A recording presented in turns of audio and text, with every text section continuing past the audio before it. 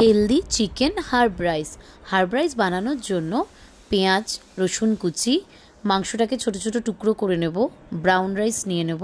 এবার আমি ননস্টিক কড়াইতে প্রথমে সাদা তেল দিয়ে সেখানে পেঁয়াজ রসুন কুচি দিয়ে দিলাম। এর সাথে আমি মাংসটাকেও কিন্তু প্রথমে দিয়ে দিলাম।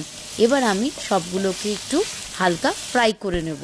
হালকা ফ্রাই হয়ে যাওয়ার পর আমি এখানে ব্রাউন রাইসটাকেও দিয়ে দিলাম। এবার এর মধ্যে আমি অরিগেনো, একটু chilli flakes, black pepper powder, এই সবগুলো দিয়ে কিন্তু ভালো করে চালটাকে ফ্রাই করতে হবে। চালটা যতক্ষণ না একটু ট্রান্সপারেন্ট হয়ে আসে ততক্ষণ কিন্তু চালটাকে ভালো মতো ফ্রাই করতে হবে। চালটা পুরোপুরি ফ্রাই হয়ে গেলে তখন কিন্তু আপনার পরিমাণ মতো জল মিশিয়ে নেব। আর তারপরে আমি এখানে নুন দেব। আমি এখানে রক সল্ট ব্যবহার করেছি, আপনারা সাদা নুন ব্যবহার করতে পারেন। আর আমি এখানে টেস্টের জন্য একটু ঘি ছড়িয়ে দিলাম।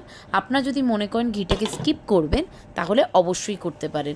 এবার সেদ্ধ হওয়ার জন্য আমি ঢাকা দিয়ে দিয়েছি। তারপরে আমি অনেকক্ষণ পর চেক করব যে ভাতটা হয়েছে কিনা।